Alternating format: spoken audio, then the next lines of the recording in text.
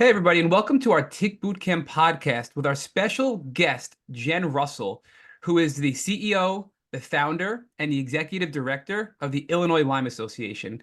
And I'm here today with a really special co-host, Jenny Buttaccio, who's a good friend of ours at Tick Bootcamp, and she was featured on episode 49 of our podcast way back in the day, titled Lyme Made Me Right.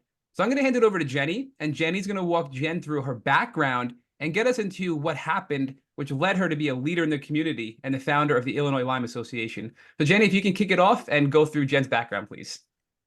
First, I just want to say I am very excited to have you on, Jen. Now, for me, you're Jennifer. So if you hear one of us say Jennifer and one of us say Jen, that we're talking about the same person. So, but I'm very excited for this. I have been wanting to have you on here for quite some time. I've been begging you to do it. I'm so glad you agreed to do it. So I'm excited. Tell me, Jennifer, before Lyme ever even entered into the picture, what was your life like? Where do you live? And what sort of things would you do like every day? Before Lyme, wow, long time ago. So I live in a very, very small community in Illinois, up by the Quad Cities in Mercer County. So I live in Aledo, Illinois, out in the country. So, and I think Aledo has about 3,500 population, so pretty small, rural. And, we owned a farm with our family, my parents, my brothers, we all lived together. And, my husband is an operating engineer and I was a stay-at-home mom. And I had two little kids and some property came open close to my parents and close to my brothers. And we decided to go build a house in this lot and have been there since 2012. So very busy stay-at-home mom, did gardening. We have big gardens and do a lot of home canning and raise our own meat with our family on the farm and just our own little cozy community out there. And since you're on a farm and you're in rural Illinois, did you and your family do a lot of outdoor kinds of things? Yep. So always outdoors. We mushroom hunt every spring and our family are big hunters. So, my husband is a really big hunter and goes on hunting trips. And so being outdoors in the woods was like nothing to us. We own property that has a really big, a creek that goes through it. And we had a camp set up down there. We had a pavilion and we would go down and go camping there and always outdoors. And did you know about ticks back then? Yeah, we've always known about ticks. When I was a kid, my dog would run off and get covered in ticks and come back and I'd sit there and pull them off. And, of course, at the time I was a twisted child and enjoyed smashing them.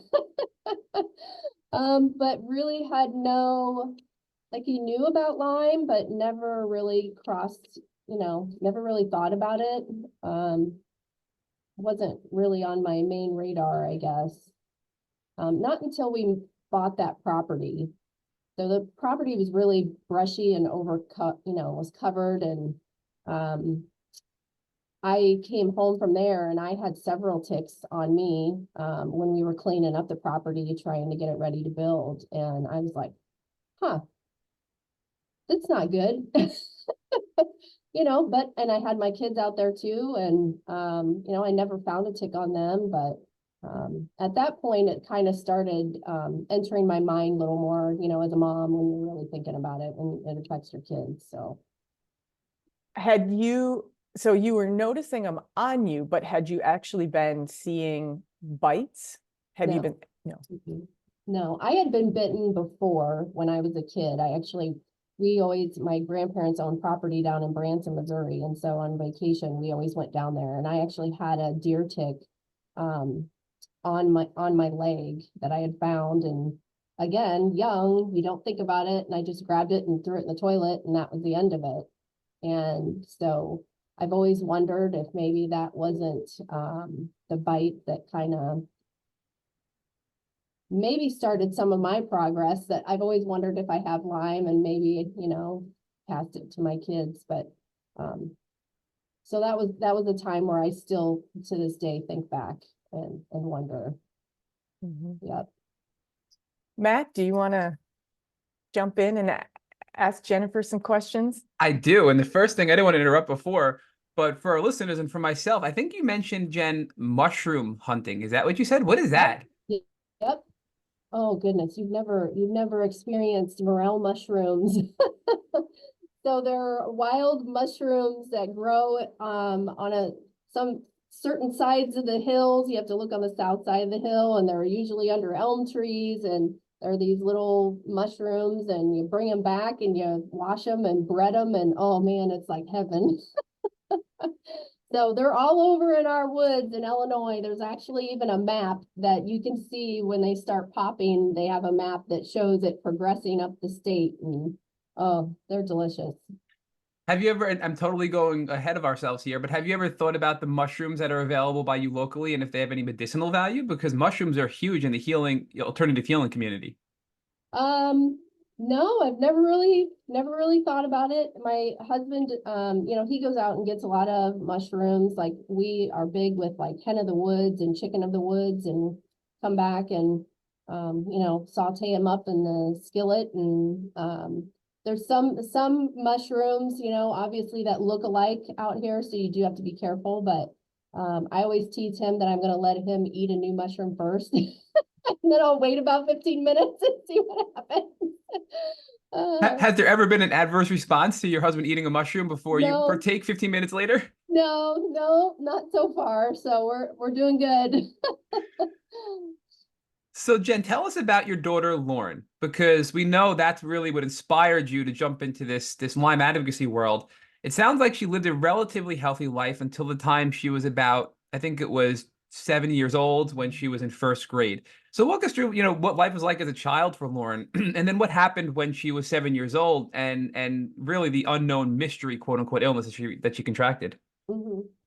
So we, Lauren was a pretty colicky kid.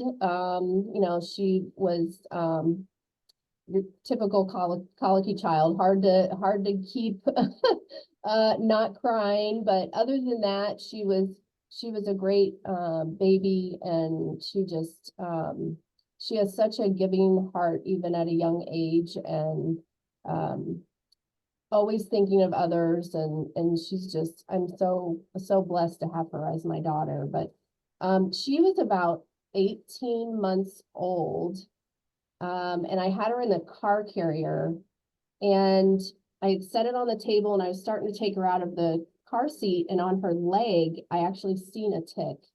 Now whether in it, I can't remember whether it was a deer tick or a dog tick. I just kind of freaked out, and I called my mom, and she's like, well, you just need to, be really careful and just pull it out, make sure you get the head out. I'm like, okay. And then never thought anything out of it because I didn't see the bullseye rash, right? You didn't see anything. It didn't look like it was infected, and I just kind of went on my way. Was that the tick that ended up making her sick? I don't know. Because it just timing wise, we moved out to, we had built our house, we moved out there. And we had been there probably, I would say, just over a year. And that's when she came home from school, and I heard the bus, and I heard the bus go on, and she didn't come inside. And I opened the door and I hollered, and she didn't come inside. And so I went outside, like kind of freaking out, and I found her lying in the driveway behind my vehicle. And she said, Mommy, my legs just won't work anymore. I'm too tired. And so I carried her inside, and she had a little bit of a fever, not bad. I thought, well, maybe she's just coming down with the flu. And through the course of the weekend, it really just escalated quickly. She started vomiting, and then vomiting turned into vomiting blood. And I've never told this portion much, but She was vomiting so much blood that our bathroom actually looked like someone was murdered. And so I grabbed her and obviously rushed to the emergency room, which, you know, in a small community out in the rural, that's not like you can get there in 2 minutes. You know, it's a good 15, 20 minutes for me to get to a hospital. So, they never did find anything other than they said they thought she had a mild ear infection. I'm like, this makes zero sense. They did some blood work, said they didn't really find anything, and if she wasn't better by Monday, to go see our family practitioner. And so she still wasn't better. So that's what I did. And they drew blood again. And they said that her white blood count was so low, they are suspecting that she might have leukemia. And that we probably needed to go out to Iowa City Children's Hospital. And that her blood was showing blasts, which from what I understood that they explained, it's basically like white blood cells that aren't fully formed, and they're immature and really just not forming correctly. And that can be a sign of leukemia as well. Jen, before this bus incident and that weekend, and now the subsequent Monday when you went and got the blood testing at your primary care physician, were there any indications that Lauren was sick prior, or did this just come on really quickly and she got off the bus and was really, really unwell? Yep, just very quickly. There was nothing, absolutely nothing. And not to put Jenny on the spot too much here, but Jenny is our resident medical guru that we love to chat with. So the whole white blood cell thing, Jenny, the leukemia misdiagnosis and the blast, I'm probably saying it incorrectly. Can you give us some additional insight into that and what your thoughts are as far as, is that a common misdiagnosis with Lyme and why that may have been in the blood and it could have been related to Lyme disease at the time? You really are putting me on the spot. I don't know if I can answer that though. That might be above my pay grade on this one. There's, you know, I know that there's a lot of other people who will say that they've had strange white blood cell counts on labs, but it's not always low. Sometimes they'll have high, you know, white blood cell counts too. But in this case, it sounds like she was vomiting such a large amount of blood that it doesn't seem, it seems like that could have been connected maybe to some of the white blood cell counts too. I'm not sure about the blast. That's, you know, that's beyond my scope on the spot. I'd have to do a little research before I said anything, commented on that at all. But, you know, if you've talked to, you know, thousands of patients, I'm sure there's white blood cell counts all over the spectrum. Yeah. And that's really what I'm thinking is it's odd because some, you know, a lot of patients have extremely low blood count, white blood count levels. We've had some people tell us that they were misdiagnosed with AIDS, with, you know, with cancer, with leukemia, right? Other people tell us they have, you know, crazy high white blood cell counts.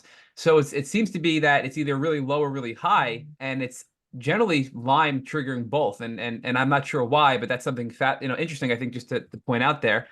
But Jen, sorry to interrupt that piece with that little dialogue there.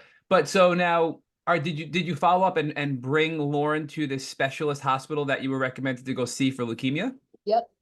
So we went out to the Iowa City Children's Hospital, and I have never experienced so much stress in my life. So basically, they took you in this little room, and they're like, "You need to sign a stack of papers that's like 6 inches thick." And okay, and you need to do it right now because we've got to get Lauren into, they wanted to do a bone marrow procedure. And I'm like, okay, well, what are all these? Well, basically you have to sign all these papers for her to be admitted into studies for something you don't even know that she has, but you have to do it in the very beginning or you're not allowed in. Like you have to do it before you even know. So I just want to ask a quick question. So was it sort of procedural because so many of the kids coming there may require a clinical trial? Is that so they just enroll you in the beginning so that okay. Yep. You have to sign everything. I have no clue any of what those papers said, because they literally kept like, you need to hurry up, you need to hurry up, you know, of the team standing outside, getting ready to take Lauren, but we have to have all these done. So my husband and I were just sitting there signing papers as fast as we could. That's so nerve-wracking. Yes. And so after we got done, then they took Lauren and were prepping her to get ready to do this bone marrow procedure. And, thankfully, a doctor came in and she's like, you know, I want to do one more blood work before we take her back. And even when you're sitting there under the stress, then the doctor and the nurse start getting into an oral argument. They were yelling at each other that we didn't have enough time. And so all you're thinking as a parent is that my kid is really like, this is really bad. Like, and so finally the doctor just was like, okay, we need to pause. And then she explained to me the reason why they're in such a hurry is because the lab was closing for the day. But here, us as parents are thinking like my daughter may only have a few minutes to live or something. That was horrifying. So they did end up pausing. They did the blood work. Thankfully, I had a family friend there that was doing some extra schooling. And so he came down and sat with us. And so they did give him the blood work as well to look over, to kind of go through it with us. Her white blood count had come up just enough, not very much, but just enough that they're like, oh, well, maybe she doesn't have leukemia, because that would not come up on its own unless you had chemo. And so then they're like, well, we don't know what it is. Go ahead and go home. So just go home. We don't know what it is, but sorry. Nope, sorry. We're pretty certain it's not leukemia. We really still don't know, but go home. So they said she's, you know, have her resume her normal activities. Well, she had a fever. In public school, you can't go to school if you have a fever. So she actually was home for a month because she couldn't go back. You have to be 24-hour fever free. And the school ended up. And her symptoms didn't improve, right? I mean, she was still had a fever. She was still fatigued. She was still weak, right? So she wasn't feeling any better. No, she was gray as a ghost. She looked sick, but they just kept telling me. And then I had a doctor call me and go, you know, check in on her. And I said, look, I want to know what's going on with my kid. And he's like, ma'am, we're not going to spend $1 million testing her for everything under the sun to figure out what's wrong with her. And, you know, at the time, I think back and I wish I would have said, well, I didn't realize you were spending any money, because it's my insurance and myself that's spending. I should have been witty enough to, but I didn't think about it. And I was like, okay, you know, but now I would have. But back then. But you're not alone in that, Jen, right? Yeah. So many of us, myself included, we just were used to going to the doctor. They tell us what's wrong. If we need, they give us medication and we feel better. Yep. We're used to the acute illness industry, which is you catch something. If you feel sick enough, you go to the doctor, you get a pill, you go home, and you feel better. And that's the pattern we're used to. We're not used to doctors not being able to help us and not being able to get us better. So we're not informed enough to be able to push back. And frankly, the fact that we have to is stressful and difficult. But thankfully, that's where you are now, right? Yeah. So you're really on this doctor merry-go-round where you're seeing all these different doctors are telling you it's not cancer, it's not this, it's not that, just deal with it. What are you doing? So this 1 month period of Lauren being home, what do you do next, and how does her health continue to, you know, be impacted by everything? Pretty much stayed about the same for this month. We had the school come in. They were doing, you know, teachers were coming to our house and trying to teach her, but she just there was no way. She was just wanted to lay down. She was literally we were going every other day to do blood work to check her blood counts. So, you know, you got to think this is a 7-year-old kid every other day doing blood work for a month. And so that alone brings in a lot of PTSD for children. You know, even adults would have that. So it was starting to get really a struggle, but then she just all of a sudden started getting better. Like the last few I would say the last week of when that, monthly time was, she started kind of boosting up and was getting a little bit better. And then the fever was gone, and we're like, okay, maybe it was just this long-term virus or something that the doctor was kind of guessing that it was. And so she ended up going back to school. And then in second grade, she came downstairs, and when you're a mom, you know when your kid is like, there's something wrong with my kid, like there's really something wrong. She came downstairs and she just had this look on her face, and she's like, Mom, I can't remember how to add. I'm like, what do you mean you can't remember how to add? She goes, I don't remember how to add. I don't remember what I did at school yesterday. So that was one of those, like, what is going on? The teacher even contacted me and said, Jen, something's going on with Lauren. I don't know what it is, but I am spending so much more time with her than I am any other children because she's not retaining anything. So we went through the whole, like, all these tests at the school and nothing. And still, again, it's like a period of time where she's just not good. And then she was okay. And then not good and okay. And we're doing constant doctor visits and constant testing of different things and testing foods and all kinds of things during this time. And then in third grade, the teacher called me and she thought she was having some sort of seizure. She said her eyes were kind of rolled up in her head, her face looked kind of funny. I've always wondered if that wasn't some sort of Bell's palsy type thing forming.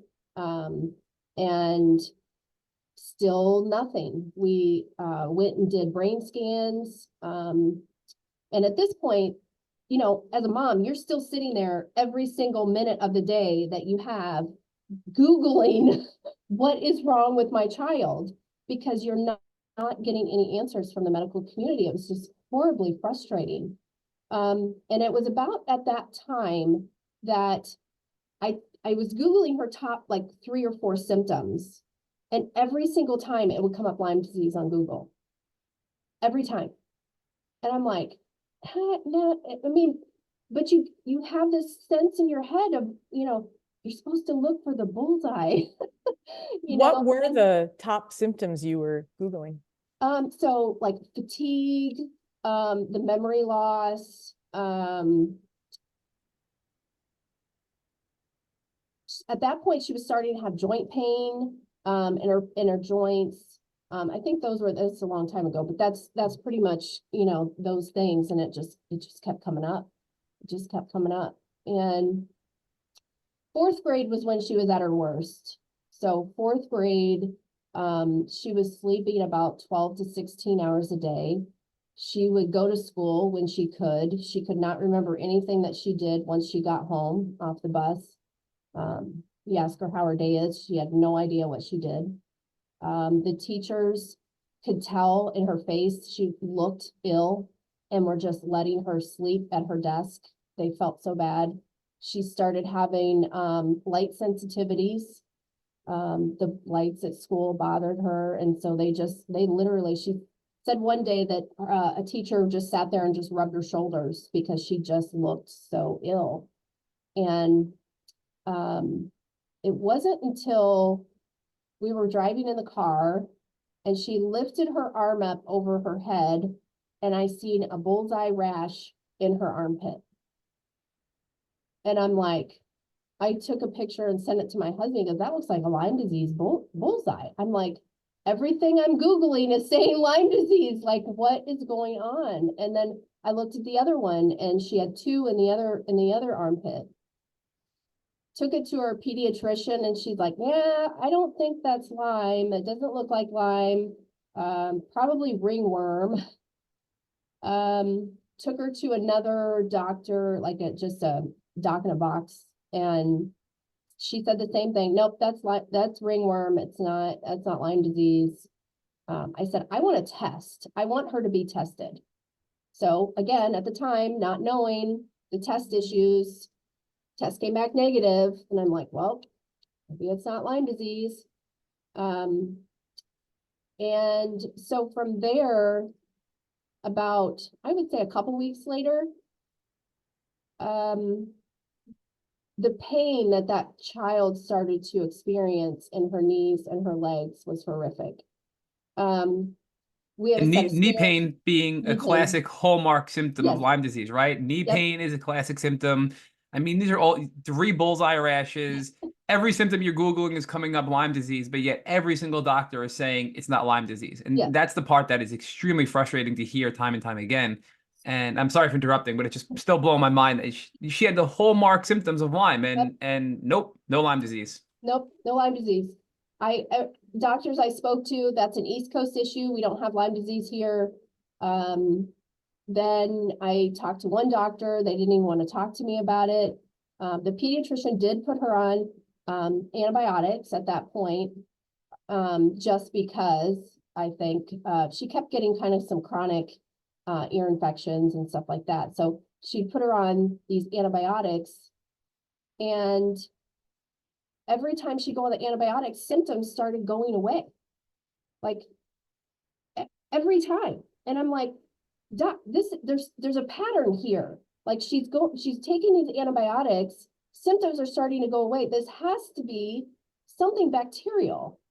No, I don't think this is connected to what happened before. I think they're two totally separate things. At this point, they had her living on ibuprofen, which a child should not be living on ibuprofen.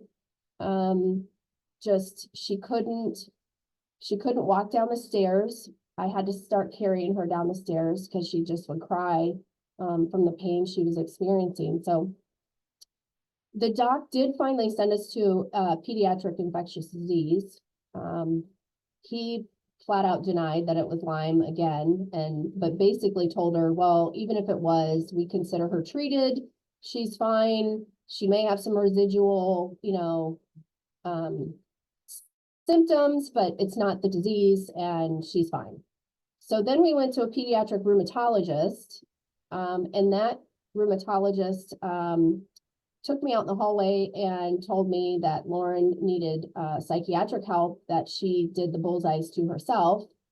And she's how old at this? 10. Yeah, 10. And she also threatened me and said that, I know you think this is Lyme disease. I know what Lyme disease is, and this is not Lyme disease. Yeah, so that was really at that point I was done with mainstream medicine for the most part. You saw every type of specialist, countless doctors, and they're all telling you no, no, no, no, no. I mean, how can a 10-year-old child create these bullseye rashes not knowing that it seems so bizarre. These comments aren't even logical, rational comments being made, which is just so odd that everybody's breaking their neck to say it can't be Lyme disease. And it's just very curious that do you think it's because they truly believed Lyme doesn't exist where you live?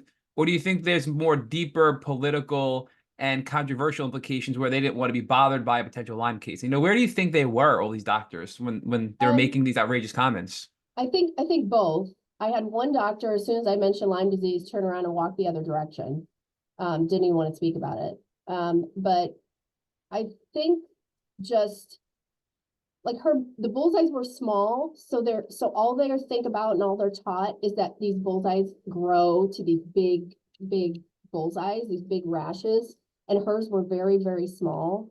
And so they just were not putting 2 and 2 together. I myself went home from that appointment and started digging in, medical studies, and found one, and I cannot, to this day, I can't find it. They probably pulled it off the internet on purpose, but it talked about how in a later stage of Lyme disease, you can have very small bullseyes and they don't grow. They don't act like your acute bullseye. And you can have multiples, which she had 3. She had 1 in armpit, 2 in the other. And it talked about how it can follow where the disease is progressing. Well, in my opinion, it was on her lymph nodes, in her armpits. And so I think there were several of them that said there was no Lyme in Illinois, that was an East Coast issue. I just think it's, the doctors just weren't educated. They just weren't educated.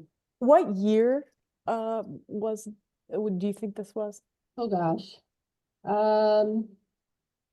I think I can help because she got sick in 2012, and this is about 3 to 4 years later. So maybe Yeah, 15, 16. I'd just say about maybe 15. Yeah. I'd say that's right around the time in Chicago where doctors were starting to know more about Lyme. But in 2014, we had for like May, like a group of patients had gotten together in 2014, and we went downtown to Chicago. They came from all over Illinois. We went to downtown Chicago where the Illinois Med Society is located. And we did, like, it was like a peaceful protest, but it was like a kind of more of an awareness protest where we had signs and we were trying to like talk to doctors. And I mean, they were just all laughing at us. I mean, they literally were in our faces going, there's no Lyme here. And you guys are crazy. And they were laughing. Like, I was in tears by the time we left that protest, because I thought, I can't fathom healthcare providers, which that was my background, healthcare provider, of like, just totally disbelieving patients. So if this was around, just for additional context, if this sounds like this is right around that time, yeah, the patients in Illinois were absolutely being mocked. The doctors did not know about it. There were the doctors that treated Lyme were few and far between. Most patients were having to go like far out of state for any kind of treatment. I mean, it was very little knowledge about it. Mm-hmm. Yeah, and on that note, I think the symptom of the cognitive decline, right? So I can't do math anymore. I can't add. I don't know what I learned in school today. That's a new symptom. That's really scary, right? I mean, that's a brain-related symptom. And I mean, I had the same thing. I shared with you, Jen, offline, that when I was really sick, I could barely communicate. I couldn't speak. I mean, people wouldn't understand what I was trying to convey when I was trying to talk about simple things. Mm-hmm. And Lauren was going through a similar experience where she couldn't, granted, she was a young child, but she was not being able to do things she should be able to do at that age. And I'm grateful for people like Jim Miller, who's an elite UFC athlete, is really, really advocating right now. He just won another fight. He came back after his Lyme journey, and he's about to fight in UFC 300. But his biggest thing he keeps sharing all over the media outlets are, there was a time period where I couldn't remember anything. He goes, even looking back, that 3-year window, there's very little I can recall from that time period where I was really sick neurologically from Lyme. And my wife has to remind me of things that I have no recollection of. And in fact, I was doing things during that 3-year window, and I'd go walk and just be confused, like, where am I? And he'd be in his own house, not recognize his living room or his kitchen. So that is how severe Lyme can be. But yet it seems so scary, and that there's no way that can be Lyme disease. So we're thankful for you, for all the advocacy you're doing, and everybody else, because these are real severe symptoms that can be related to Lyme disease. But the thing is, not everybody has these symptoms, right? It just, some people have the neurological implications, some people don't. And again, it can be different strains. It can be how it interacts with our body. Does it pass the blood-brain barrier? There's so many things that I think determine whether or not you have that type of symptom. But for sure, it is related to Lyme disease. And I think that may have turned a lot of doctors off as well back then. Mm-hmm. Yeah, Lauren had played guitar since she was 9. And there were days where she would hold her guitar upside down. She could tell that it was wrong, but she couldn't figure out how to fix it. She couldn't remember what a laundry basket was called. She couldn't remember what a chair was called. I mean, she was starting to lose all of that. And, that's very scary, very scary. And I contacted one of the neurologist departments to get a copy of her brain scans. And the nurse actually asked me how she was doing. She was the one that was helping us that day. And that we did the test. And I told her, I said, she's not any better. She just is continually getting worse. And this memory loss is really concerning to me. And she said, very quietly in the phone, have you checked into Lyme disease?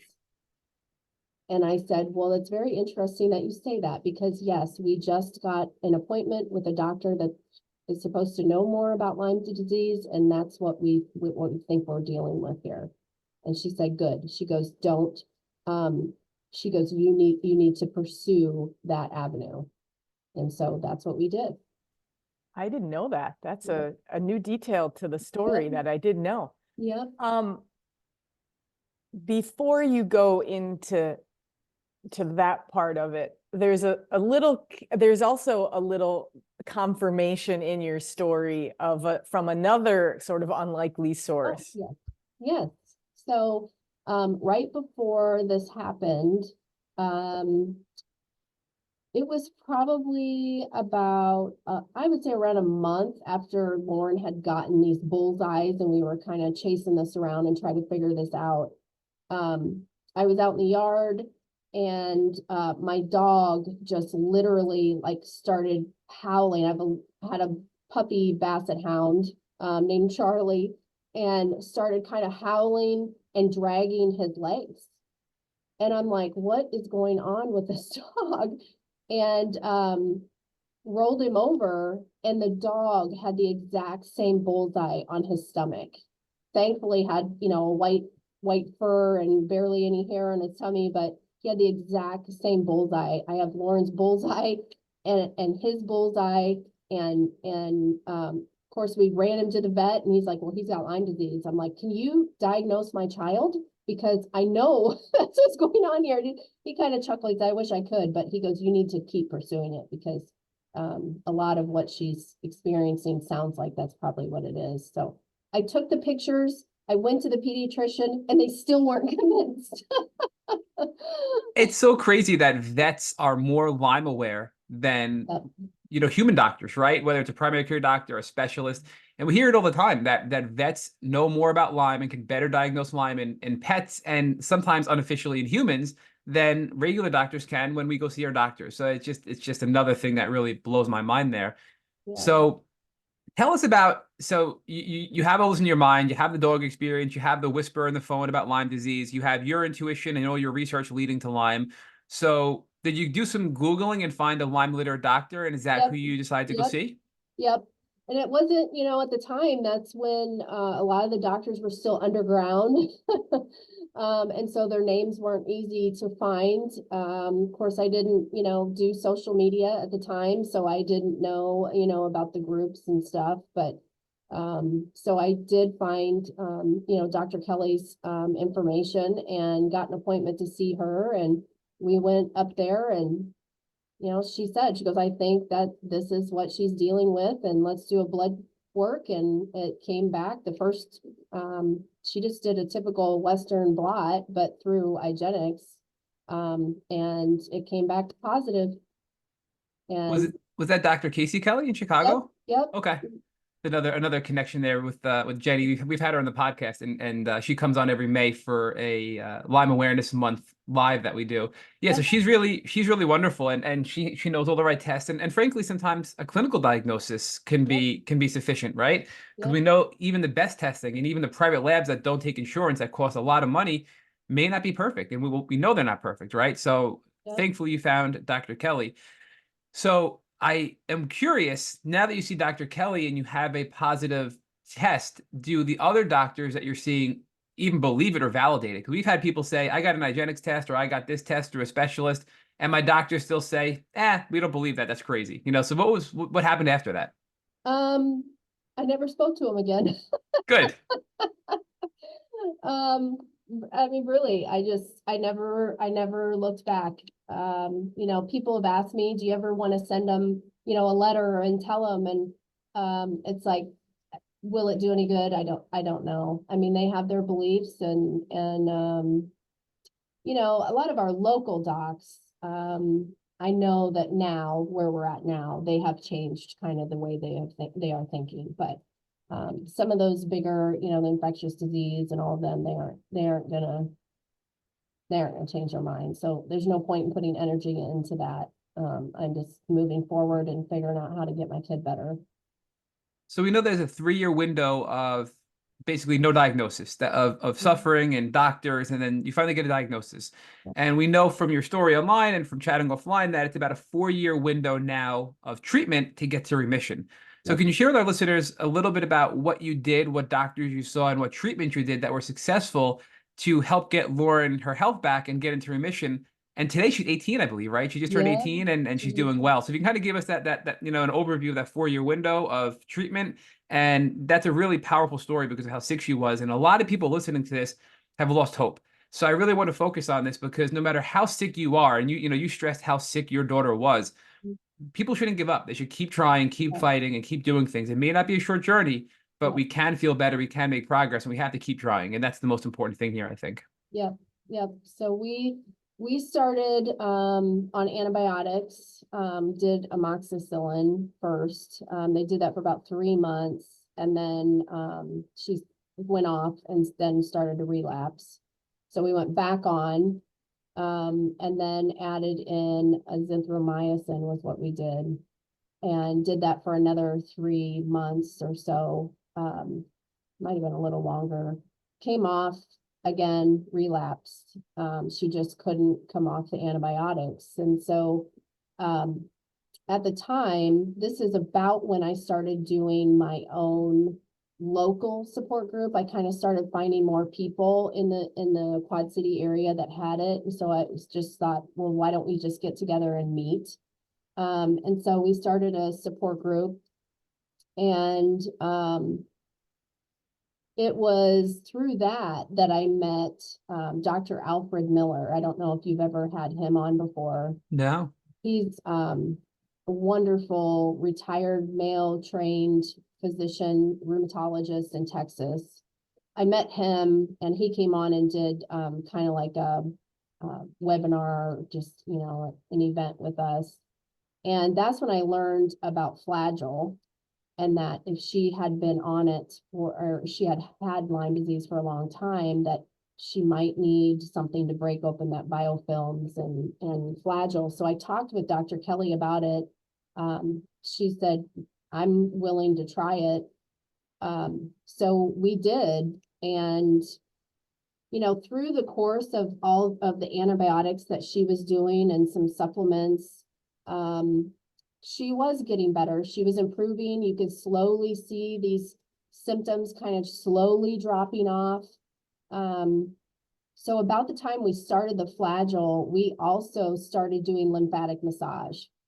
So through the whole time that Lauren was ill, her lymph node systems was really, like, her lymph nodes in her neck and stuff were always pretty swollen. So I found a friend of mine that she did massage. She goes, I'll go get trained in lymphatic massage. So she did. And we started doing lymphatic drainage massage, and then started the Flagyl. And I'm not kidding, within a very short amount of time, Lauren was almost symptom free. Wow. And you could see, like, every time she did a massage, the next day she would herx. There was some neurological stuff that she was herxing. And then, but every time it was like she could get more and more distance in between each massage, because it was lasting longer and she was flushing that stuff out. And so I'm a country girl that is not a big city girl. So the stress of driving in Chicago was really taking a toll on me.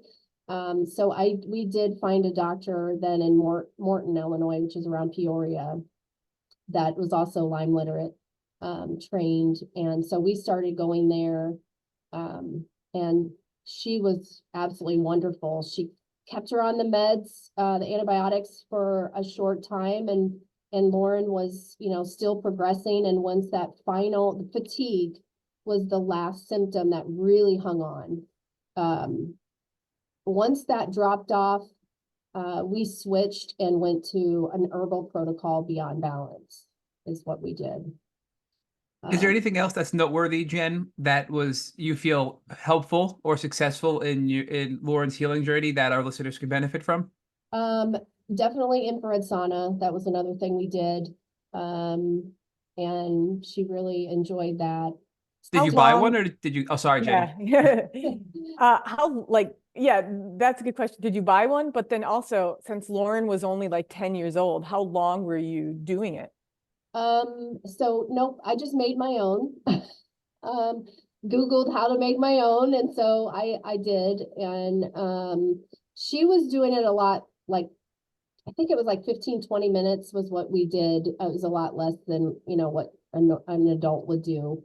But, and then we weren't doing it as often. We were maybe a couple days a week. You know, you got to make sure they're really, really drinking water. So you almost have to sit there with them, you know, on the outside and making sure they're drinking water and stuff. But yeah, the sauna was big. Definitely the lymphatic drainage. I believe she was still at this time taking like Alka-Seltzer Gold. We talked about, you know, that does have some help with not really feeling very, you know, feeling yucky. And the metronidazole, Flagyl. Yeah, Metronidazole. yeah. And the big one was just the Flagyl that really brought it around. But it can be a harsh antibiotic, you know. You really, as a parent, it's hard to sit there and think, okay, what do I do? Do I do an antibiotics that you know are going to probably destroy her gut? But we did a lot of probiotics. Like Dr. Kelly had her on BSL number 3, like the high powered BSL number 3. Trying to think of the other one that we did. Sacculartis boulardii was another one that we did.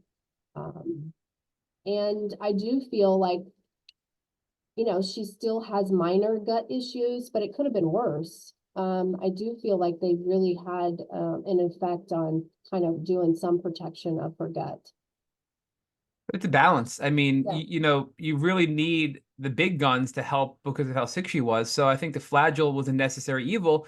Thankfully, you knew enough from your own research and your guidance from Dr. Kelly and others that you had to do these herbals at some point to rebuild your gut and your immune system. You had to do lymphatic massages to help drain all this stuff out. The sauna was huge from a detox standpoint. And all these things help support the liver, help support, you know, just everything function as a whole. So I think if you didn't do all those things, the potential damage may have been a lot worse if you were just doing Flagyl without all these other things that were supplementing it to keep things moving and support, you know, other organs and systems in the body. Yeah. Yeah, she was on a lot of supplements. I couldn't tell you what they were to right now. You know, a lot of them for her brain and brain clarifications and, you know, trying to keep, you know, your brain firing on all cylinders together. I believe she was on a fish oil at one point, but I can't remember, you know, brands or names or anything, but yeah, she was really improving. And then we did the Beyond Balance, and we did that for the rest of the 4 years.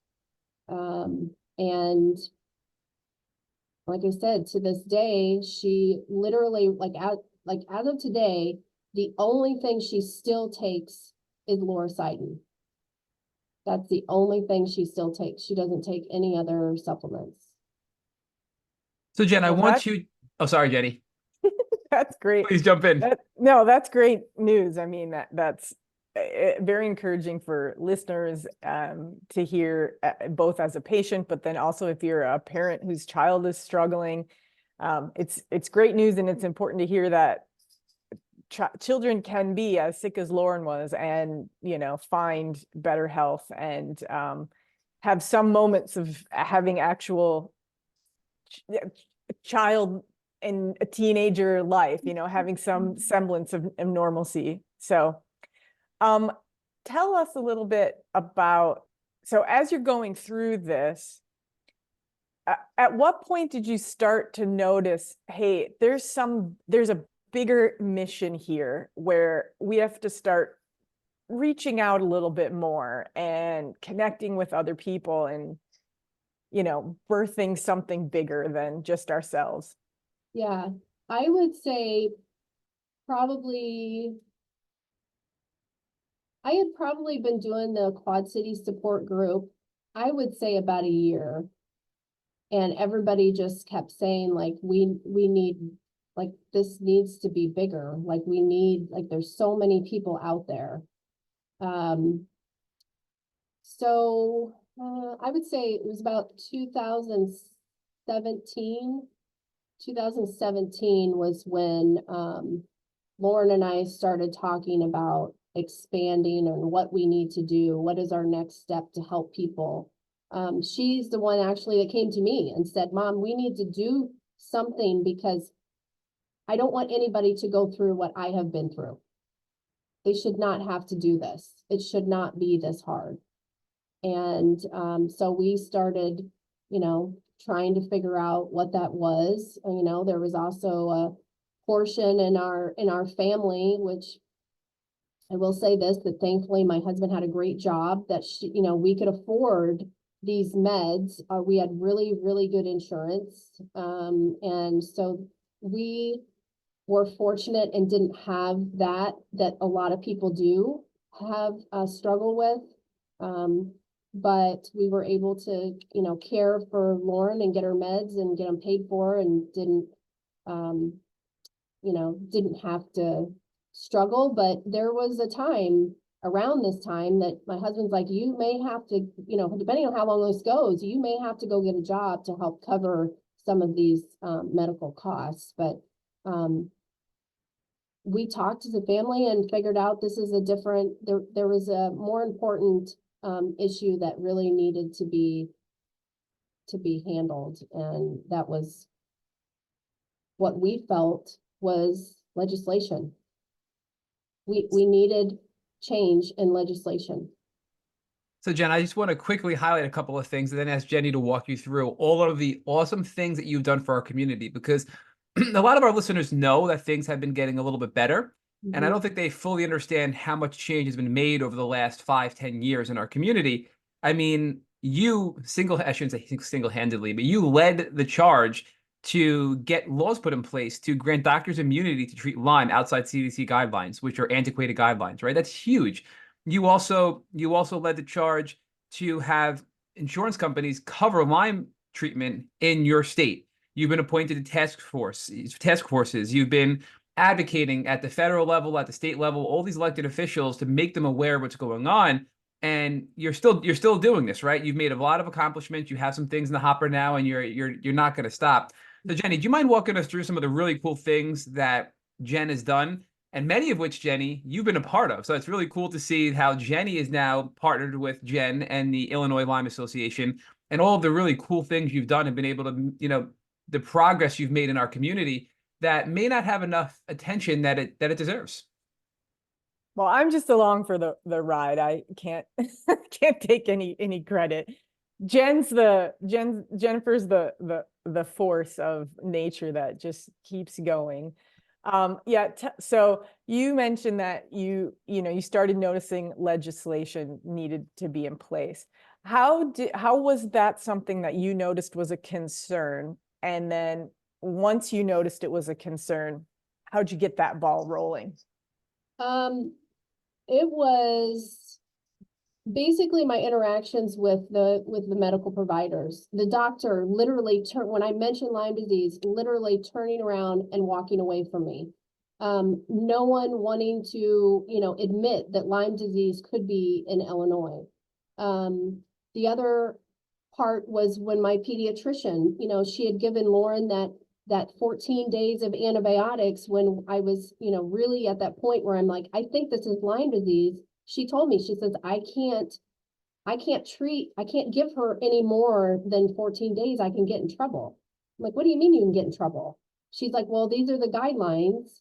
And I can get in trouble if I treat outside of that. And I'm like, this is ridiculous. You need to do what's good for the patient. And if the antibiotics were helping, why can't you continue, to give those? So, Lauren and I decided we were going to go meet with our local state rep, Dan Swanson, who, a lot of people know have become the big champion of Illinois, for that. And so we met with him, and he was sitting there in awe of the story and could not believe that we could not get care in Illinois, basically. And that, we talked about how all the East Coast doctors, a lot of them were under fire and, getting it called into medical board hearings. And he was a freshman. He was a brand new state legislator, hadn't done any major legislation. It's like, well, are we going to jump in and take the bull by the horns, or So he wanted to do some thinking about it, and just called me out of the blue one day, and he said, let's do this. And I'm like, oh goodness, what did I just get into? And so we did, and we filed our first piece of legislation that gave doctors immunity to treat outside CDC guidelines, and then set up the task force. And that was when things really started getting real. The Med Society, they started calling in stakeholder meetings, the Med Society, IDPH, everybody was sitting at a table and hearing Lauren's story. The Association of DOs was there. All these people sitting in a meeting discussing our bill. And by hearing Lauren's story, this wasn't an audio recording, right? She's how old and doing what? Yep, she was 10, around 10 years old when we started in 2018. And she was going to the Capitol. Yep. And sharing your story in front of how many people? Well, at this point, stakeholder meetings, it was just, a few of us. I brought a couple people from, around the state to go sit in and kind of share their story too, that it wasn't just Lauren. And the Med Society obviously was very much against it. As surprisingly, the Nurses Association was very much against it. But we really started having people call their legislators. We're getting ready for our first committee hearing. Call their legislators, share their story, start this grassroots movement of you've got to start talking to your legislator about this.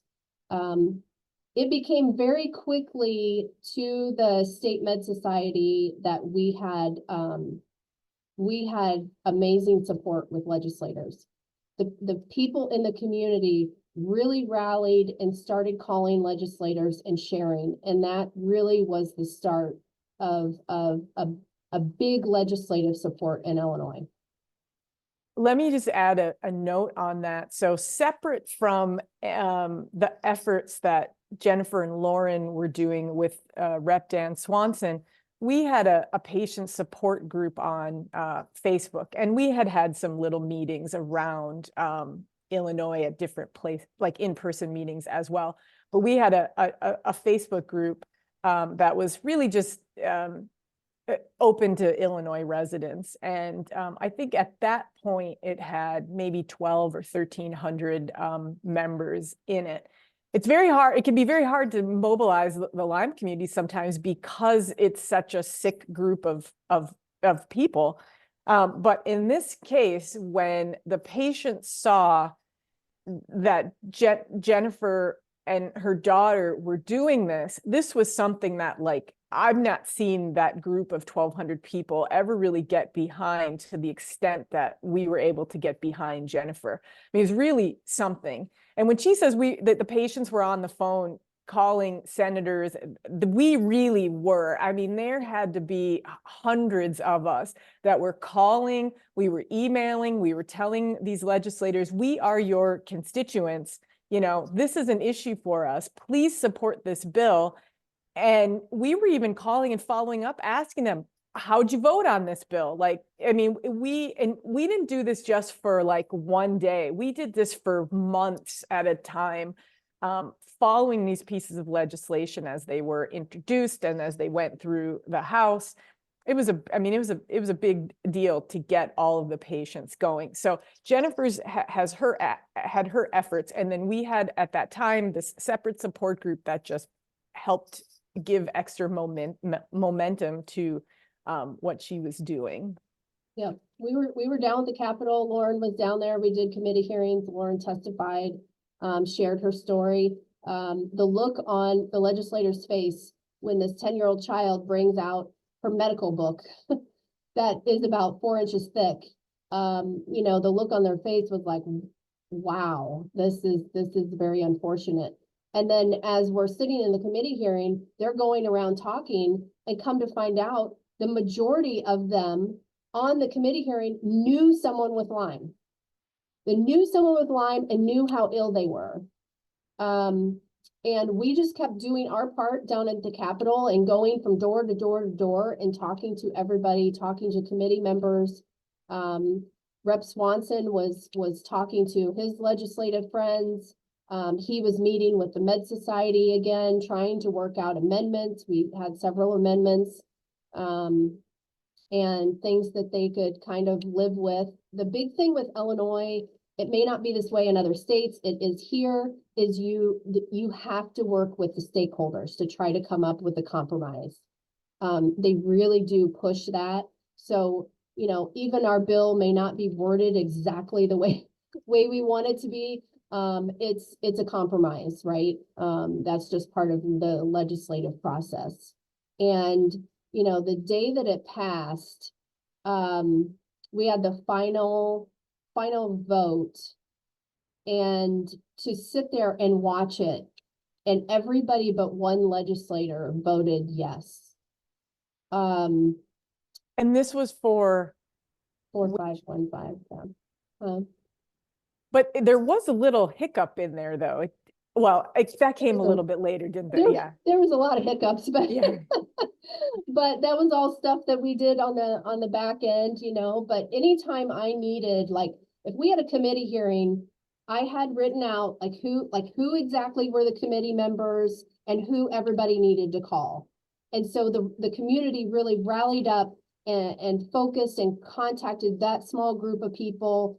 And I had legislators in the hallway say, will you please have people stop calling my office? They were getting so many calls. But it worked. It worked. They figured out there was more than just Lauren. There was more than just, you know, one or two people that were down at the Capitol working. That's where the grassroots movement, and that is the way that politics is supposed to work. You know, it really is. I mean, I remember you telling us there were very few that the legislators were saying there were very few issues that ever got this kind of community response, that they were really shocked that it had the level of community response. There's only a few hot button issues that cover the whole, you know, that like the whole country gets behind, that ignite that level of response from their constituents. But you had said I just want to say, like, so if people who are thinking of doing legislation of some sort in their states, you know, you said like you had made a list of who to call. Like, you actually organized that very well for patients. You like, each report that you gave to the group was, you know, what the bill name was, specifically what it did, and you gave links to who to, you know, specifically where to go to find, who to call. You gave links to the witness slips that we filled out. I mean, you put it all right there. So we didn't have to go hunting around and looking all over, because if we had to do all these extra steps, it wouldn't have happened. So it was really laid out like in almost bullet pointed fashion, where it's just very easy for a patient who has some cognitive challenges happening to be able to figure out. I mean, that was a big key, is organizing that piece of the information for the patients. Yep, and coaching people on elevator speeches. You have to be quick on your elevator speech. You can talk, you know, one or two things about yourself, but otherwise you have to be asking them, you know, please support this bill, that it affects my family. You really have to be good at elevator speeches. So that was another aspect on, you know, every Lyme patient has a story, and unfortunately it's a very long story. But when you're speaking with legislators, it has to be very quick, because they are so busy and have, you know, 10,000 other topics that they're hearing from constituents on, that they just need to know, this affects me, I'm your constituent, and I want you to support it. Yep. It's a quite a process learning and I had no legislative background, none. This was literally, for the most part, I was being coached by Rep. Swanson, and he was helping me learn the process and how this works, which obviously he was kind of in a way learning himself. And we have just become two, you know, great partners on how to navigate all of this. That's worked out very well. And then the governor vetoed it, vetoed a portion of it. Yeah, talk about that. Yeah, talk a little bit about that. Which parts passed and which parts vetoed? So the whole thing passed in the legislature, and then it goes to the governor to sign. There was some meetings with the governor. Lauren actually went and spoke to the governor 3 different times. He told her he would sign it, but he kept not signing it. We're trying to figure out what's going on. And then it came out that he line item vetoed and removed the doctor immunity. Kept the task force, took out the doctor immunity. That I attribute to the IDPH director at the time. He gave him some horror stories of some things that have happened, and the governor listened to him. That's his, person, and listened to him. And so then, Rep Swanson kind of had to come back and figure out, do I try to go back and override his veto? So in a political setting, at the time the governor was a Republican, Rep Swanson is a Republican, and typically you don't override your own governor. But Rep Swanson knew this was an extremely important topic. It affected so many. He at this time started meeting so many people. And we did have a lot of support that he did make the decision to go in and attempt to override the governor's veto.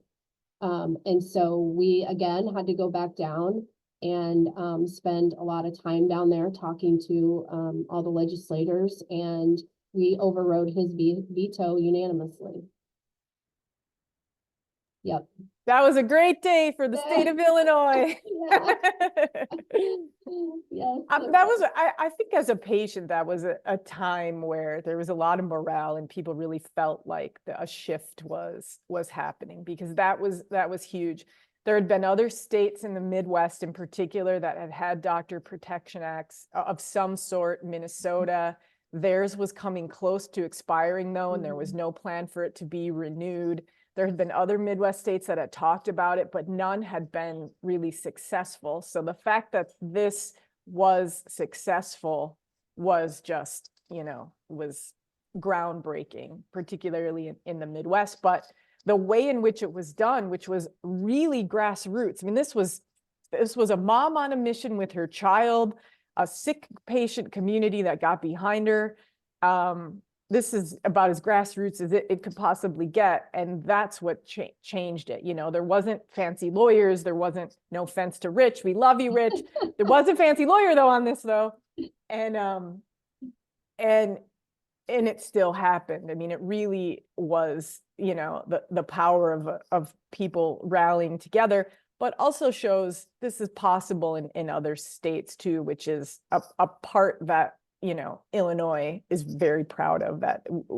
And I'm sure Jennifer will probably get to this, but we also believe that this is something that other people can take and use in their state, this model. And at some point it will be organized in a very easy to use fashion. It's not there yet, but at some point we will condense this into a guide and people can figure out how to use it and download it for themselves, but we're not quite there yet. But yeah, I mean, it was a major turning point for the Quick question while you guys are, keep having this chat, please. But I want to just highlight this bill specifically was to grant doctors immunity to treat Lyme outside of the standard guidelines, right? Of the 14 days or whatever it may be of the antibiotics, and also to establish a task force for Lyme disease at the state level. Did the bill specifically about for the insurance, where state regulated insurance plans and Medicaid should cover Lyme, did that come later, or was that a part of this as well? Yep, it was later. Yep, the next year. Yep. Yeah, so we, and I do want to emphasize, like, this wasn't just a few meetings down in Springfield. I lived there. Like, I basically lived in a hotel room. Lauren was down there all the time. It does take a lot of effort. I realized very quickly that the lobbyists are there and I was not.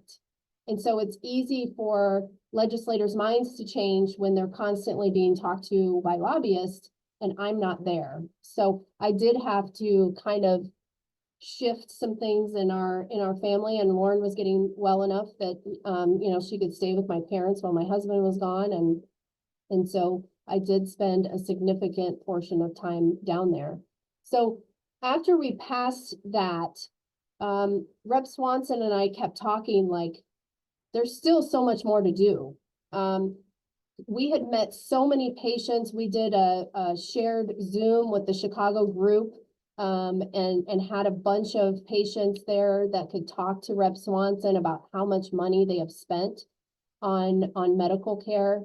Some of the costs was just astronomical. And so it was 2019 when we decided we had to kind of tackle this insurance issue.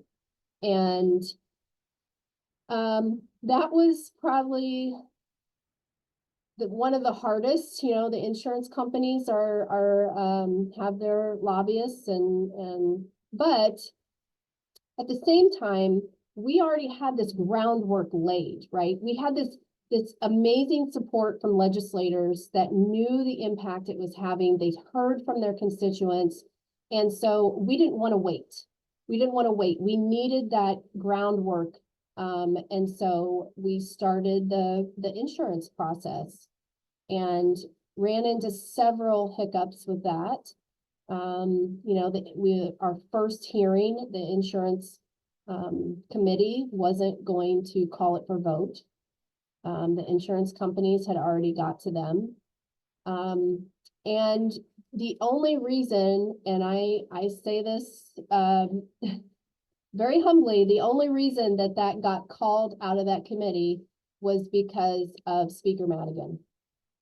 So like him or hate him, whatever it is, but Speaker Madigan had a friend that had been impacted and was in support of our legislation. And he went in and started talking to his members, the Democratic side of the aisle, about the insurance, and it was able to be pushed through.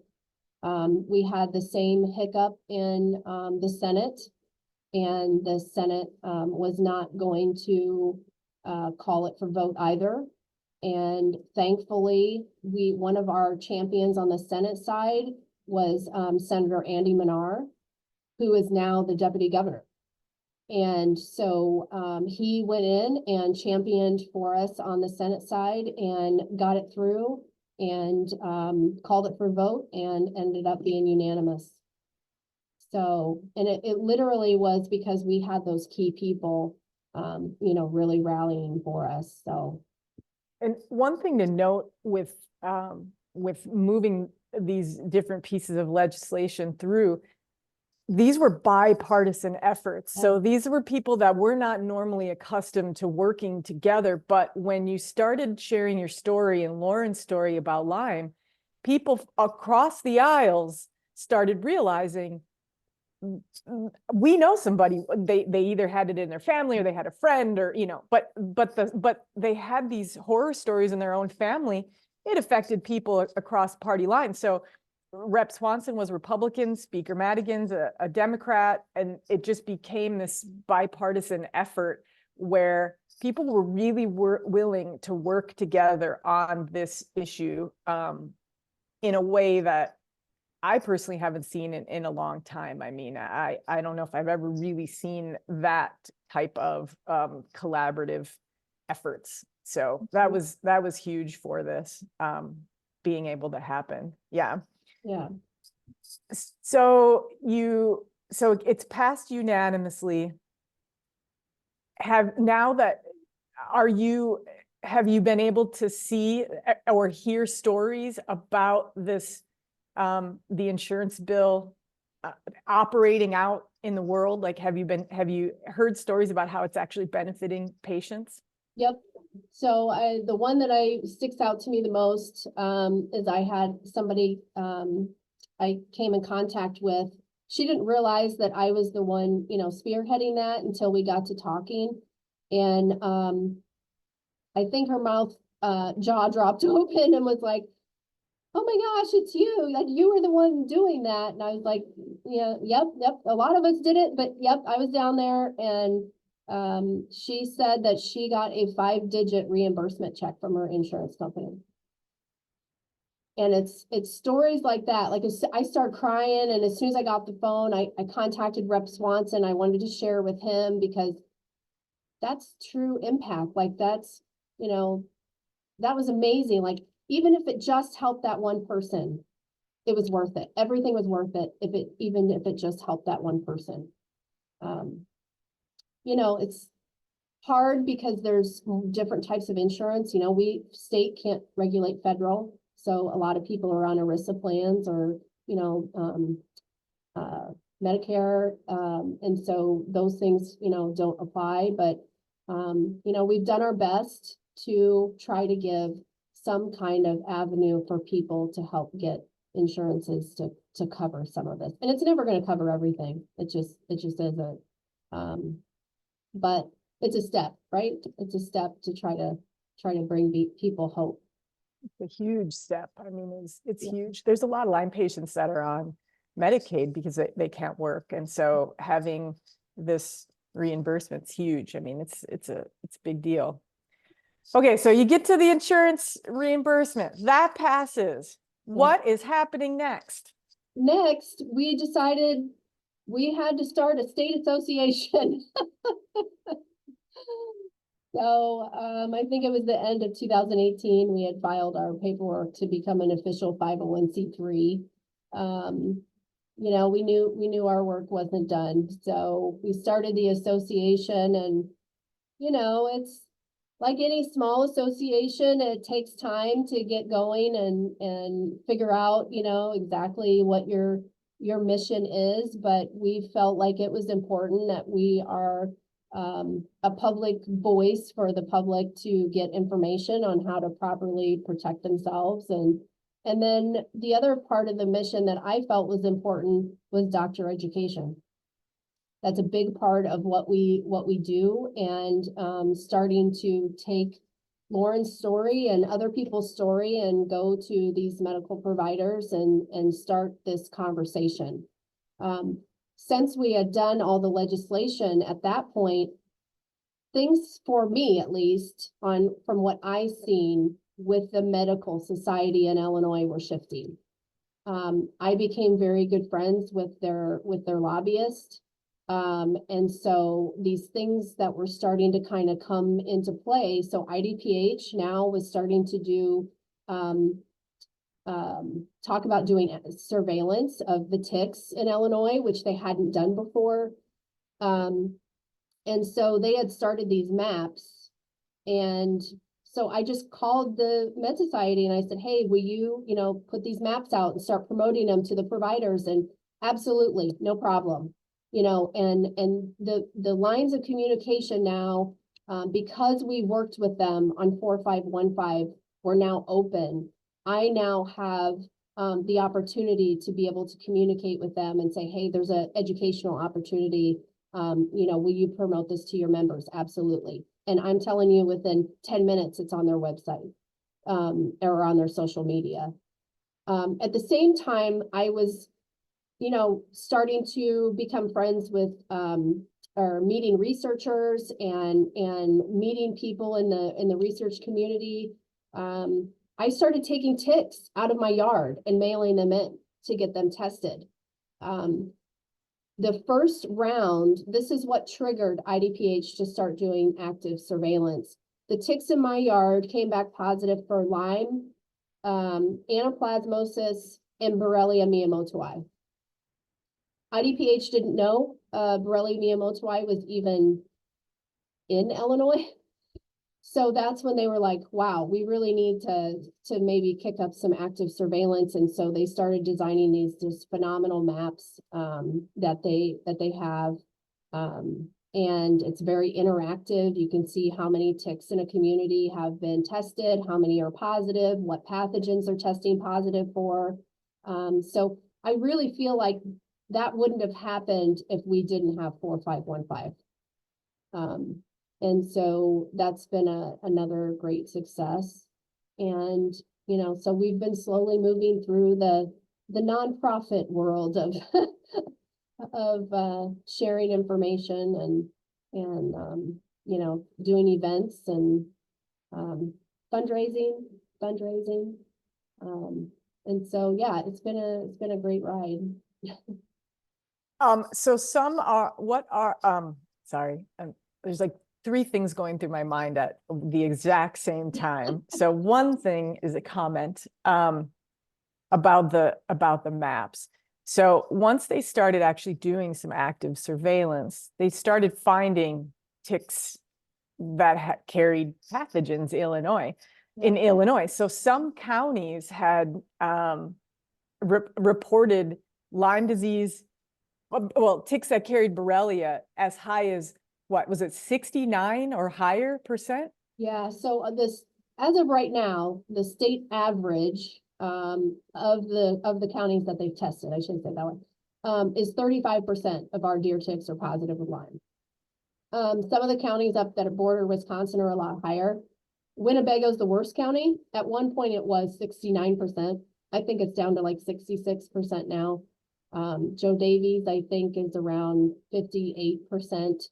Lake County's 50%. So basically, if you look at the map, you know, the deer ticks are coming down from Wisconsin. Around the middle of the state is where they're it's slowing down. So Peoria is like 30%. And then what they're also we're finding is that, you know, we've got the Gulf Coast tick and the Lone Star tick coming up from the Southern Illinois. And so they're about to collide in mid-state. And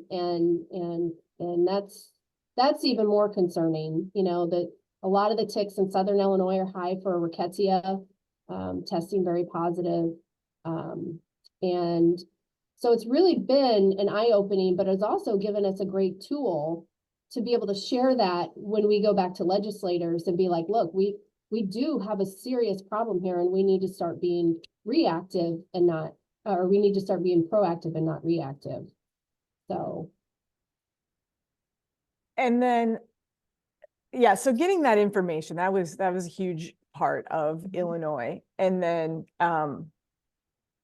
moving forward, and Matt, if there's anything you want to add, just feel free to jump in, because I feel like this is the part where I know so much about what's going on. It's a little bit hard for me to pick the question to ask, because it's like I'm in the middle of it a little bit now.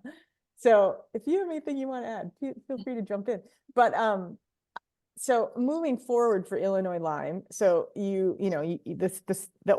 state association, it's established, and it's gaining support, and it's gaining some collaborative efforts through different parts of the government. Where do you see the organization going? Where would you like it to go? Oh gosh, well, obviously I would like it to be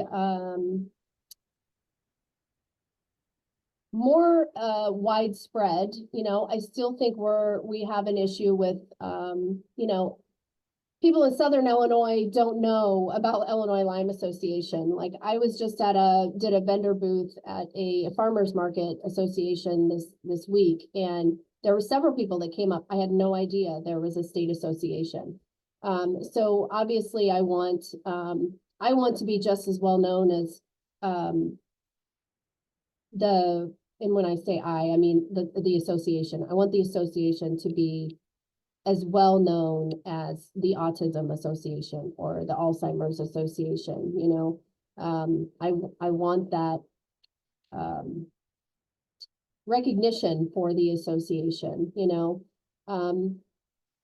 there's a lot of programs that I think we're just barely touching on, that I think if the funding was there, we could really bring a lot of resources to the community.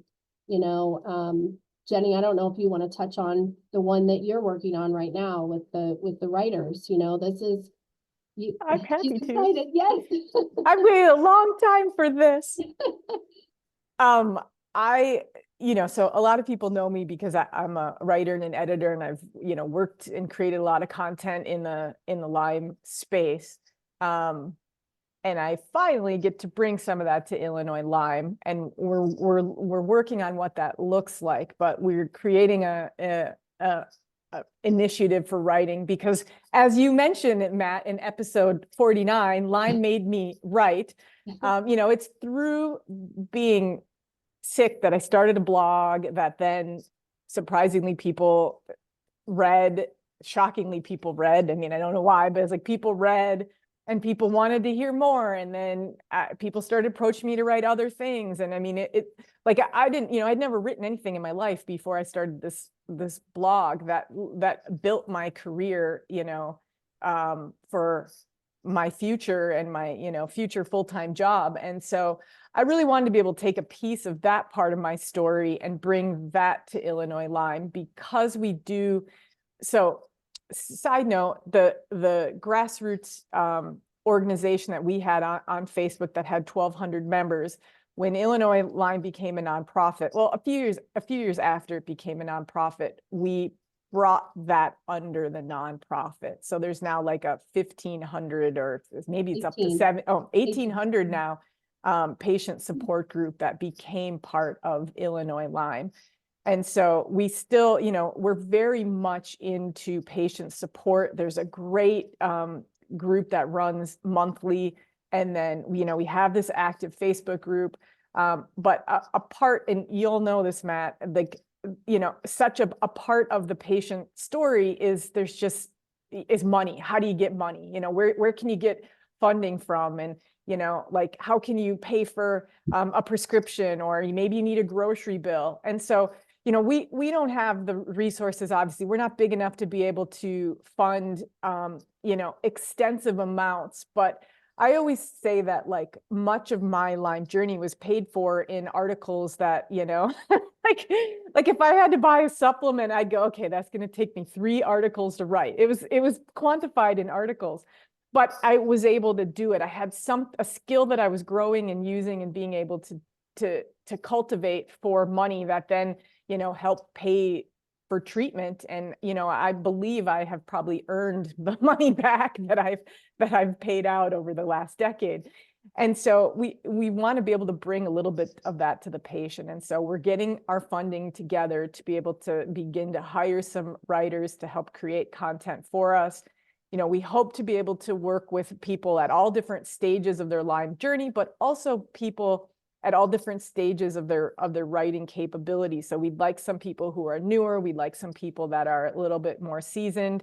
It will be a paid opportunity. We're still, deciding on the rates.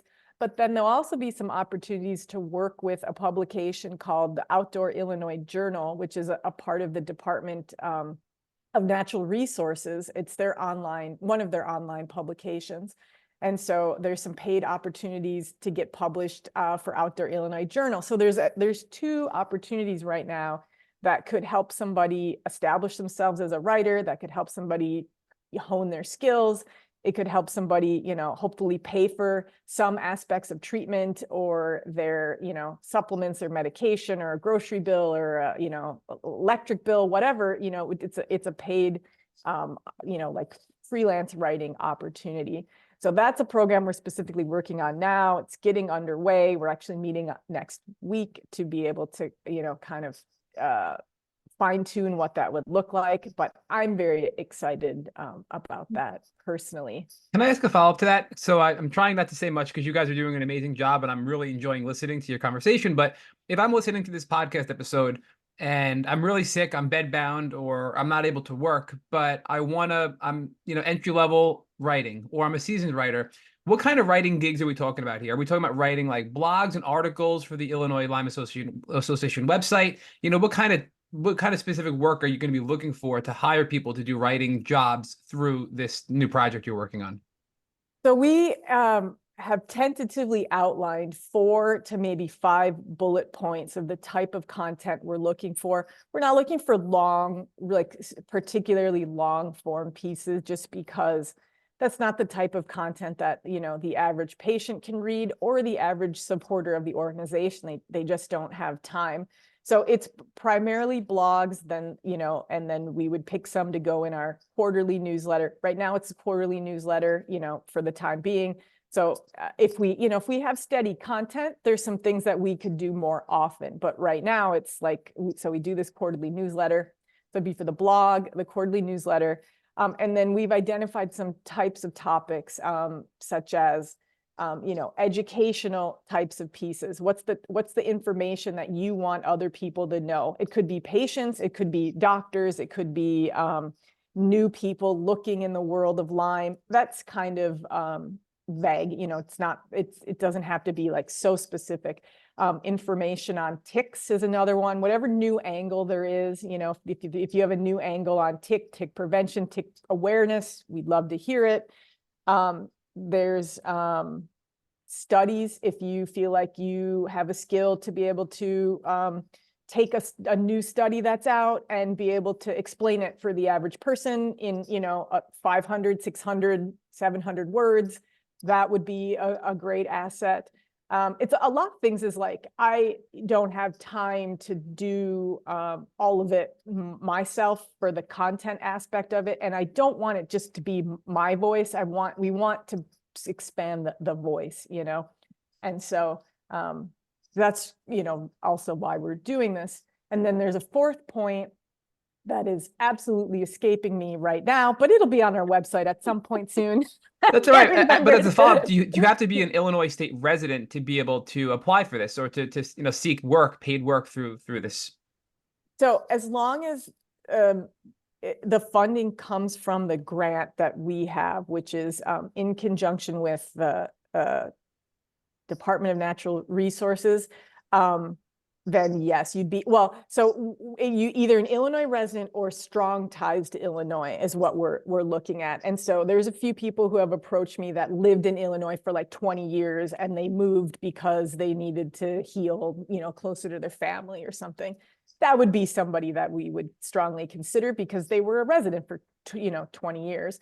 Or if there's somebody, and again, some of these logistics we're still hammering out, but if there's somebody who, you know, all their family lives in Illinois and they spend a lot of time in Illinois, it's possible that that would be able to be, you know, somebody that we could include as well. So we're generally saying Illinois resident or strong ties to Illinois if we're using the grant funds. So, Gotcha. you know, yeah. And a quick follow-up for Jen is, if people are listening, because people listen to this podcast all throughout America and all throughout the world, people from North America, South America, Europe, Asia, if they want to help, is the Illinois Lyme Association limited to just people living in Illinois that want to partner with you, right? Because Jenny just jumped in and now she's doing all kinds of great stuff to help you, and you have a whole team of people. But if there are people that are sick at varying levels of their healing journey and they want to contribute, can they reach out and still volunteer to help the Illinois Lyme Association, despite the fact that they may live in another state or another continent? Absolutely. Absolutely. We would welcome a lot of volunteers with our organization. We have so many things going that Jenny and I need to clone ourselves about 8 times in order to keep the wheels moving. So especially, you know, I've got a lot of things coming up in the mainstream medical community. I've been asked to speak at numerous hospitals at this point for all of their providers coming up. And so a lot of the, you know, I don't want to say smaller things, but I'm going to have to focus my time on that. And then legislation's coming up again. And so there's a lot of things that may have to be put on hold because we don't have enough capacity people-wise to kind of keep this moving on all cylinders like we need to. And so welcome any volunteers, you know, to be a part of our organization, because that's how we grow. That's how we're able to get this information out, is everybody kind of joining in and kicking it up. But one of the things that we've struggled with is I can't be at every county fair. You know what I mean? I can't be at every association that wants us there as a vendor. I can't. So those definitely are opportunities that we need, you know, volunteers to be able to go sit at a vendor booth for a couple, you know, days, or, you know, take some information that content that Jenny's putting together that's available on our website, and take that to their county fair, and they could have their own booth and have an educational opportunity. So definitely looking for people that want to get involved, that maybe they could take a couple days and go sit and share information about how to protect themselves from ticks with their community members. So my final comment before Jenny picks it up, and I'm not going to say any more after this, and I'll let Jenny, finish this up with you, is we're going to have links in the show notes. So anybody listening to this podcast, we're going to have a ton of links in the show notes to Jenny's contact information, Jen, your contact information, and of course, links to the Illinois Lyme Association website and social media. But simply put, if people want to find out more, learn more, or contact you, they can also go to your website, which is illymeassociation.org, correct? Yep. All right. Yeah. So Jenny, if you don't mind picking it up from here, I am enjoying listening to you all so much. I know we've had you for quite a while, Jen, so I will sit back and let Jenny finish it up with you. Yeah, I just have one final question. I feel like we need to bring her back for a follow-up, Matt, because this is like this is like 2 hours. Yes, we definitely we need a part 2. And I feel like we're just scratching the surface. This is gonna put you on the spot, Jennifer, but tell me, with this new year, because we're at the start of the new year, and by the time this comes out, it'll still be relatively, early in the year. For this year, 2024, what's one thing that you hope happens for the organization? I would say funding. Funding is our biggest hurdle. So we've done great. Like, we have a golf outing every year. We are very, very fortunate to be able to have it at TPC Deer Run in the Quad Cities, which is a PGA course. We've definitely increased, what we have raised, but, just like any small business, which a nonprofit in a way is a small business, it costs money. We have a staff that we need to cover, funds, and funding is one of the struggles that we have as a small nonprofit. We want to be able to do all these programs, and there's a lot of things that we have on our goals, right, Jenny? That list is long. The list is long, but unfortunately, we have to kind of put them on hold because, we're not big enough yet. Enough people don't know enough about the organization yet, that there's not a lot of private support. Our primary funding comes from a line item grant with the state through the Department of Natural Resources as a grant. But we have found out with legislation very quickly that things change very quickly. And this last year, we thought we were going to lose our funding. I had 8 legislators up at like 3 a.m, literally trying to make phone calls and try to get us back into the budget because we were left out. So within a very quick, snap, we would lose all of our funding, and that as an employer is a very scary place to be. Because I know that my contractors are, really counting on our organization, and I want to try to figure out the best I can how to make sure that everybody is taken care of, and we're doing, great quality work, and we're doing programs that the patients need, and we're doing programs that the doctors need, and we're doing programs that the public needs. And unfortunately, that comes with funding. So I would say funding is our big focus. And then we've talked as a group, and one of the things we're really trying to raise money on is putting on a Midwest Lyme conference.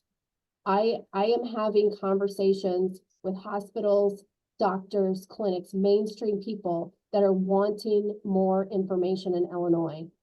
The tide with the medical community is starting to change here. And so I need to figure out, how do I raise enough money that I can put on a Midwest Lyme conference and bring in a lot of these phenomenal researchers, like Dr. Embers and, John Hopkins and Dr. Horowitz and Eva Shoppy, and how can I get them here in Illinois when I have a community of providers that really are looking for different information than what has been given to them for years.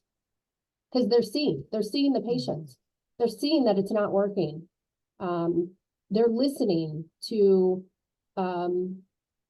just for an example, I've been asked to speak at the grand rounds for OSF Peoria hospital system. That is a huge hospital system, and we've been asked to be a guest speaker at their grand rounds. Things are changing.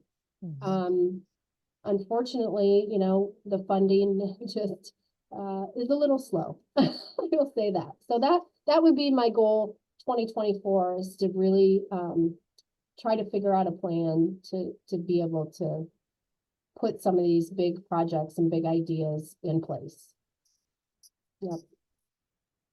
Well, this has given me a ton of hope for the future, hearing that these large hospitals are now wanting you to come speak and educate at conferences, and some of these same entities that told you Lyme didn't exist in Illinois and told you that it couldn't be Lyme and you're crazy are now wanting you and your organization to come and educate them, is a complete 180 from where we were when your daughter was first sick. So I want to tell our listeners is not the last time they're going to be hearing or seeing from you, Jen and Jenny, because you are an awesome person, Jen. We're so happy that Jenny Buttaccio linked us up with you, Jen.